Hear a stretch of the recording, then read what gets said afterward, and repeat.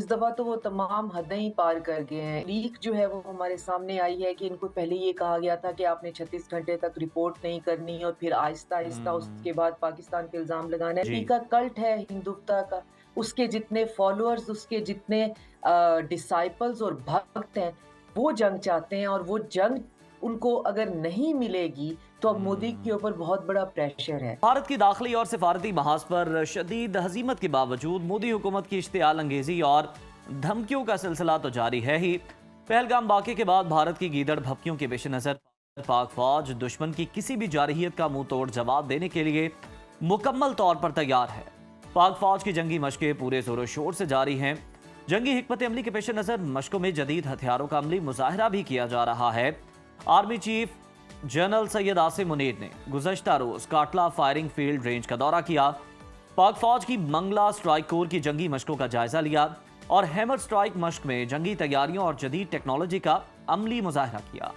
इस मौका पर army chief general Asim Munir ने दुश्मन को वाज़े और दो टोक अल्फाज में पैगाम दिया है कि कोई गलत फहमी में ना रहे। भारत की किसी भी किस्म की अस्करी मुहिमजोई का फौरी दो टोक और बुलंद सतह का जवाब दिया जाएगा। इसके साथ उनका ये भी कहना था कि भारत की किसी भी किस्म की अस्करी का जवाब तो जो मुहिमजोई है उसका दो टोक अल्फाज में जवाब तो दिया जाएगा। साथ ही साथ पाकिस्तान इलाकाई अमन का ख्वाहा है और कौमी मफादात के तहफ़्फ़ुज़ के लिए हमारी तैयारी और अज़म गैर मुतज़लज़ल है। पहलगाम हमले के बाद से जारी पाक भारत कशीदगी को कम कराने के लिए आलमी बरादरी सरगर्म है। अमरीकी वज़ीर ख़ारजा ने वज़ीर आज़म पाकिस्तान शहबाज शरीफ और भारतीय वज़ीर ख़ारजा से टेलीफोनिक राब्ते किए हैं। उन्होंने दोनों ममालिक पर जोर दिया कि कशीदगी कम करने के लिए मिलकर काम करें। उधर अमरीकी महकमा ख़ारजा ने पाकिस्तान के मौक़िफ़ की तायीद करते हुए पहलगाम वाक़े की गैर जानिबदाराना तहकीकात का मुतालबा कर दिया है। सऊदी अरब ने दोनों ममालिक को कशीदगी से गुरेज करने और अपने तनाज़ाती सतह पर ही हल करने का मशवरा दिया है, जबकि कुवैत का ये कहना है कि दोनों मुल्क तहम्मुल और बर्दाश्त का दामन थामें और कशीदगी से हद्दुल इम्कान बचने की कोशिश करें। नाजरीन, इसी तमाम सूरत हाल पर बात करने के लिए हमारे साथ मौजूद हैं माहिर आलमी अमूर शाजिया चीमा साहिबा। बहुत शुक्रिया आपके वक्त का। मैं आपसे ये जानना चाहूँगी, पहलगाम हमले पर मोदी हुकूमत की दाखिली और सिफारती सतह पर नाकामी खुलकर सामने आ गई है। मोदी सरकार अपनी हजीमत को मिटाने के लिए ख़त को जंग की जानिब धकेलने की कोशिश कर रही है। भारतीय जारहियत खित्ते के अमन के लिए कितना बड़ा खतरा है, इस पर जरा वजाहत कीजिएगा। हिंदुस्तान हमेशा से उसका पाकिस्तान की तरफ जो रवैया है वो बहुत जारहाना रहा है, लेकिन इस दफ़ा तो वो तमाम हदें ही पार कर गए हैं। इस हिंदुत्व और मोदी गवर्नमेंट के इस तनाज़ुर में, और ख़ास तौर पे जब भी इलेक्शन होने होते हैं, हमारे नाज़रीन के लिए ये बहुत इम्पोर्टेंट है कि इंडिया जी। में इलेक्शन होने होते हैं और अगर गवर्नमेंट बीजेपी की हो तो इस तरह का कोई ना कोई जो है वो सिनेरियो क्रिएट होना एक बहुत नॉर्मल बात है। जी। लेकिन बहरहाल जंग जो है वो किसी सूरत एक नॉर्मल चीज़ नहीं है, हम उसको नॉर्मेलिसी तो नहीं कह सकते। तो हम्म। अब इतना ज़्यादा बीजेपी ने और मोदी गवर्नमेंट ने इंडिया के अंदर जंग का माहौल क्रिएट कर दिया है। अल जज़ीरा पे एक रिपोर्ट शाये हुई है कि पहलगाम अटैक की रोशनी के लिए में 20 गाने जो हैं वो बनाए गए हम्म। और बाकायदा उन गानों की लिस्ट मौजूद है, उन गानों के लिरिक्स मौजूद हैं कि वो कितने इंस्टिगेट करने वाले हैं, वो कितने ज़्यादा मुसलमानों के खिलाफ दुश्मनी और नफ़रत फैलाने वाले हैं, और इतना तमाम प्रोपेगेंडा करके अब उसको ये समझ में नहीं आ रहा है। और जो लीक जो है वो हमारे सामने आई है कि इनको पहले ये कहा गया था कि आपने 36 घंटे तक रिपोर्ट नहीं करनी और फिर आहिस्ता-आहिस्ता हम्म। उसके बाद पाकिस्तान पे इल्ज़ाम लगाना है। मैं सारी बातें इसलिए कर रही हूँ कि इन्होंने एक पूरी सिचुएशन क्रिएट की, सही। जिसके अंदर इन्होंने आहिस्ता-आहिस्ता पाकिस्तान पर इल्ज़ाम लगाना था और इस इल्ज़ाम को इस तरह से लगाना था कि पूरी दुनिया जो है वो पाकिस्तान की तरफ उँगलियाँ उठाए। लेकिन हम्म। पाकिस्तान की जो फ़ॉरेन पॉलिसी है, पाकिस्तान की जो जितने भी डिप्लोमेटिक एफ़र्ट्स हैं, और ख़ास तौर पे हमारी जो इंटरनल हमारा अपना मीडिया, एकेडेमिया, इंटेलिजेंसिया, हमने जिस तरह से इस सिचुएशन को रिएक्ट किया है और हैंडल किया है, हम्म। ये करने में तो वो कामयाब नहीं रहा, और ये बुरी तरह से उसके ऊपर बैकफायर कर गया है कि अब इस सिचुएशन को मैंने कैश कैसे करवाना है। अब अपने ही 26 लोगों की लाशों के ऊपर मैंने अब सियासत कैसे करनी है? हम्म। ये तो मेरा सारे का सारा काम जो है वो गड़बड़ हो गया है। तो अब वहाँ पे शदीद मखमसा ये पाया जाता है कि जो उसके अपने भक्त हैं, क्योंकि सारे हिंदुस्तानी भी जंग नहीं चाहते हैं। ये तो एक कल्ट है ना, बिल्कुल। जी। बीजेपी का कल्ट है हिंदुत्व का। उसके जितने फॉलोअर्स, उसके जितने डिसाइपल्स और भक्त हैं, वो जंग चाहते हैं, और वो जंग उनको अगर नहीं मिलेगी, तो अब मोदी के हम्म। ऊपर बहुत बड़ा प्रेशर है। मोदी हर सूरत अब ये कोशिश कर रहा है। आपने उसके इंटरनल पॉलिटिक्स में देखा होगा कि कल उसने एक यू टर्न लिया है, और ये बात थोड़ी इररेलेवेंट लग रही है, लेकिन ये बहुत रेलेवेंट है इस सिनेरियो में। उसने हम्म। यू टर्न लेकर कहा है कि मैं इंडिया के अंदर जो मर्दमशुमारी कराऊंगा उसमें जात का खाना रखा जाएगा, मैं कास्ट सेंसस कराने लगा हूँ। ये दोनों बहुत इररेलेवेंट बातें हैं आपस में, हम्म। लेकिन इंडिया के अंदर ही एक बहुत बड़ा इशू है।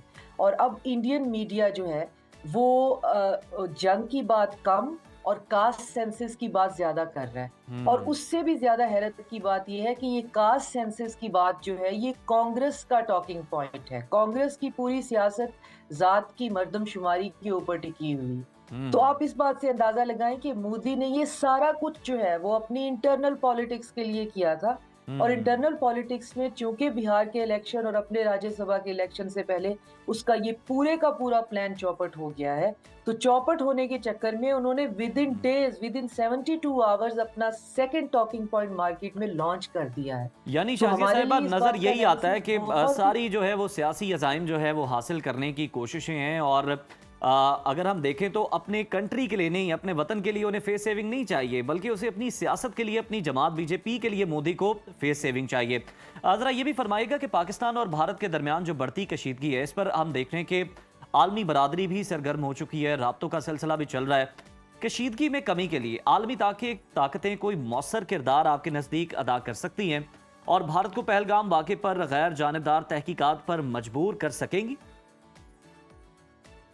आलमी ताकतें जो हैं वो पाकिस्तान को एज अ रिस्पॉन्सिबल प्लेयर जो है वो पाकिस्तान के ऊपर ज़्यादा भरोसा कर रही हैं। एक तो उनको इस चीज़ से हर एक मुल्क ने जो है पूरी दुनिया में ये इस बात से का इयादा किया है कि ये एक बहुत ही अजीब सी स्टूपिड सा एलिगेशन है कि आपका अगर अटैक हो गया, और पाकिस्तान जो है वो बावाज़ बुलंद कह रहा है कि आप इस पे जो है वो इन्वेस्टिगेशन करवाएं, और जो भी मुजरिम निकलता है उसको आप पकड़े। पाकिस्तान को इस बात से इनकार तो नहीं कर रहा है, लेकिन क्या साबित हुआ अगर कि आपने ही अपने 26 बंदे पहले की तरह मरवाए हुए हैं अपनी ही सियासत के लिए, तो फिर और ये किसी नतीजे पे नहीं पहुंचेगी। तो आलमी ताकतें जो हैं वो कह तो यही रही हैं डिप्लोमेटिक स्फेयर में कि दोनों मुल्क जो हैं वो रिस्ट्रेन करें, लेकिन पाकिस्तान पे इस हम्म। बात का भरोसा ज्यादा कर रही है, क्योंकि पाकिस्तान एक ज्यादा सेन मुल्क है, और इंडिया उसके मुकाबले में एक डायरेक्शनलेस और हम्म। अपना इंटरनल पॉलिटिक्स ड्रिवन और ख़ास तौर पे हाइपर नेशनलिस्टिक एजेंडा के साथ, हिंदुत्व एजेंडा के साथ रखने वाला एक न्यूक्लियर स्टेट है, जो कि बहुत बिल्कुल। डेंजरस बात है।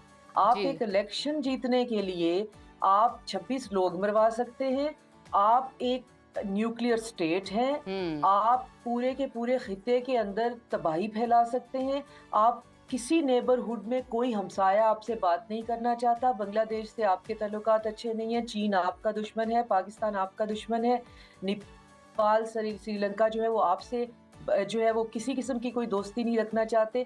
और उसके बरक्स पाकिस्तान के साथ रीजनल जो हमारे कनेक्टिविटी है, आप देखें हमारे ईरान के साथ ताल्लुकात, हमारे चाइना के साथ ताल्लुकात, आज़रबाईजान ने हमें यहाँ तक कहा है बरादराना तौर पे, और हम बहुत खैर मकदम करते हैं कि आप हमारी मिलिट्री ले जाएं, आप हमारी आर्मी ले जाएं। पाकिस्तान को किसी आर्मी की ज़रूरत नहीं है, बिल्कुल लेकिन बिल्कुल। बहरहाल ये एक बहुत बड़ा खैर सगाली का पैगाम होता है। तुर्की ने कहा है कि पाकिस्तान जो है वो उसको जो मदद चाहिए दरकार है हम उसे दे सकते हैं। सही चाइना ने सही। कहा है पाकिस्तान की सॉवरेनिटी पे कोई कंप्रोमाइज नहीं होगा।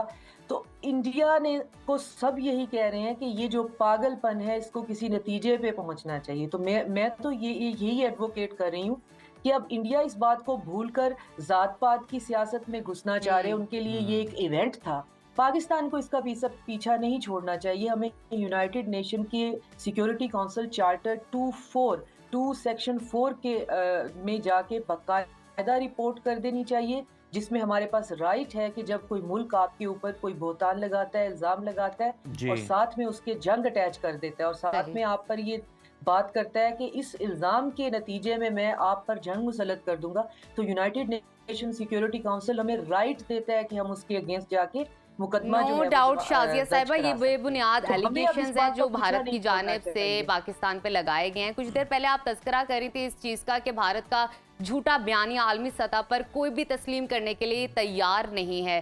क्या भारत की बढ़ती हुई इश्तियाल अंगेजी और गीदड़ भपकियां इस बात का सबूत नहीं कि नई दिल्ली सफारती महाज पर बुरी तरह तनहा हो चुका है? इस पर क्या कहेंगी? वो सफारती महाज पे बुरी तरह से तनहा हो गया और ये इंटरनेशनली यहाँ इवन यूरोप में बैठे हुए भी जो है वो बात हो भी रही है और डिस्कस भी हो रही है, जहाँ तक क्योंकि दुनिया में और बहुत कुछ इस वक्त हो रहा है और जो जी। पॉलिटिक्स है, इंटरनेशनल पॉलिटिक्स, उसके प्लेटर पे और बहुत कुछ है। तो जितना थोड़ा बहुत जो टाइम और कवरेज और इसकी तरफ जो है वो तवज्जो दी जा रही है इस इवेंट की तरफ, ये कोई दुनिया का बहुत बड़ा इवेंट एज सच वैसे भी कंसीडर नहीं हो रहा जितना कि इसको इंडिया ने हाइप दी हुई है।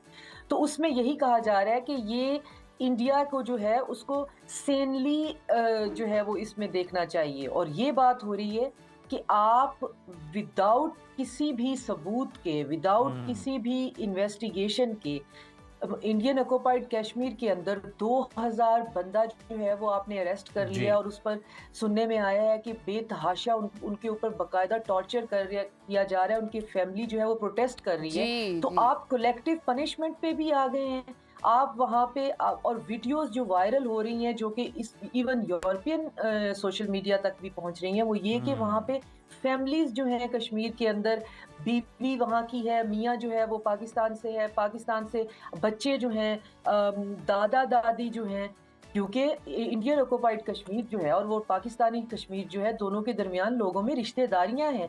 आप उनको 24 घंटों के अंदर कह रहे हैं जी बाहर निकल जाएं और लोग बेचारे छोटे छोटे बच्चे रोते हुए छोड़कर, बहुएं जो हैं वो बूढ़े सास ससुर छोड़कर, क्योंकि वो वहाँ ब्याही हुई थी, वो वहाँ से आपने उनको 24 घंटों के अंदर वहाँ से निकलने के लिए कह दिया। लोग हॉस्पिटल बिल्कुल आप सही कह रही हैं कि इस तरह की बेबुनियाद चीजों को जवाब बनाकर गैर इंसान भी चल रहा है, कलेक्टिव पनिशमेंट का सिलसिला भी जारी है भारत की तरफ से। बहुत शुक्रिया शाजिया चीमा साहिबा, आप अपना तज्जिया दे रही थी।